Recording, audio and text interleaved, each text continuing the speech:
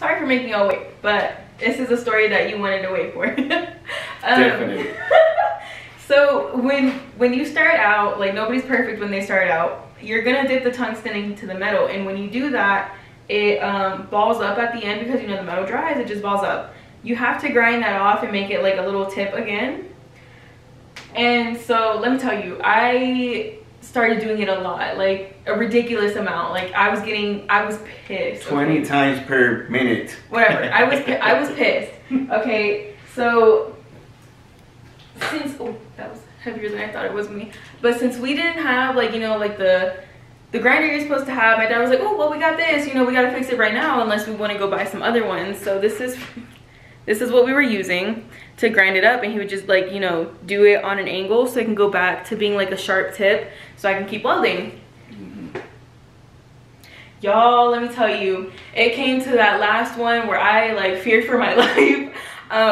Thank God, like I had all my protection stuff on, but he didn't, and he was almost died. And he was the one grinding the stuff. And then so I guess he put like too much pressure on it, and like the tungsten like snapped in half and like flew somewhere, and I was like, and I was so scared for him to look at me because I was like, what if that shit like went in his eye? And he turns around, he's like, did you see that? And I was like, well yeah, I'm like right here, of course I saw that. And let me tell you, we never found that tungsten ever again. Like never, like that shit disappeared. Yeah. Like it was gone. We put the tungsten on the drill, and then like I turned the grinder on, and I'm like, bam, and that sucker just like flew out. We never found it. Never found it. So when you start off, don't do what we did. It's very, very dangerous. Yeah. Okay. So well, can I carry this or is it too heavy? Okay. So what we ended up buying was this one, which is specifically made for tungstens, and it even has like a little magnifying glass for you to do it. Yeah. Well, we made it specifically for our tungsten, just because we don't want to contaminate the tungsten either. So we just use this one for our tungstens. Yeah, because also if you do contaminate your tungsten, which we were probably doing a lot when we were doing that. It also messes up your welds. Yep. So yeah, that's what happened. He almost died, and I feel like I could have died if I was standing in the wrong direction. Somebody walking from somewhere, they could have died too, because we were in the apartment, so like people had garages on either side. They could have just been walking to their car or something, and like that tungsten just it was scary. Yeah, it was. And I was like, crap, I can't do that one again, because I really, you know how, like, well, at least us on deployments, you know, you hear explosions and gunshots, you're like, okay, I'm good. That's how we was doing. And my daughter she's like, are you sure? Are you sure? I literally, because he was sitting down, like, stand up, like, do a 360, like, I gotta check everything right now. I'm like, are you sure, like, it didn't go anywhere? And then the truck was like right in front too, and I was like, oh, like don't tell me we hit the truck, don't tell me we ruined something. Well, it bounced off the bumper. It bounced off, but there was no scratch. I don't know what happened. I genuinely do not know where that thing went. I looked all over the grass, I looked under the cars, the neighbors, like each neighbor, like I looked under their cars, I looked in front, I looked everywhere, and we could never find it. We never found it. Never found it. We cleaned the garage and everything when we were moving, never found it. It disappeared. Yeah, it's dangerous. But yeah, so don't do that. Don't do that. Might as well spend a little extra money and buy yourself a grinder that's actually made for tungstens. Specifically just for tungsten. Don't use it for nothing else. Well, this is since we were starting to do a lot of aluminum stuff, we're using one of the little like hacksaw thingies, but man, we're taking forever. So we actually invested in this little Eastwood mini metal saw. Bros, this thing here is amazing.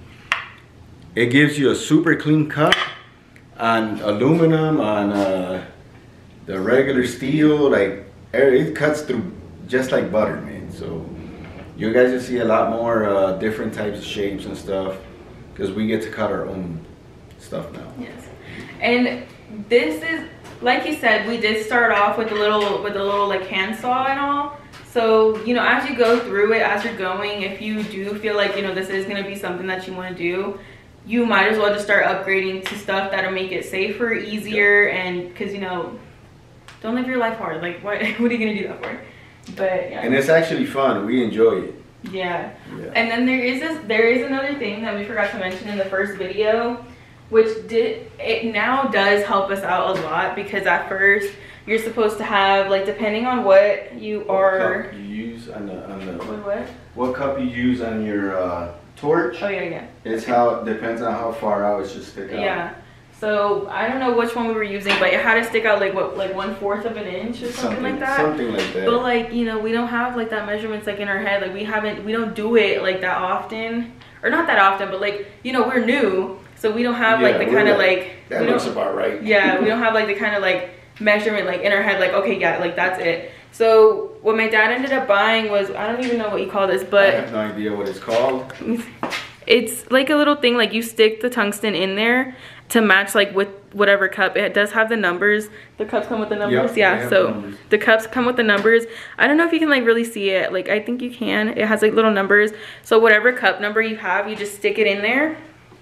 Like stick the, like with the tungsten, you stick it in, and then it'll show you like how far it needs to be for the cup that you have. And then you just adjust it, and then there it is. Life is made easy with this. Yeah, and it comes out the same size every time. You just put it in there, tighten your torch, and you're good to go. And the reasons you would have to do that multiple times is if you're like us and you accidentally end up dipping your tungsten in the metal like a million times. Exactly. So yeah, I think that's it for today. Safety first, you guys.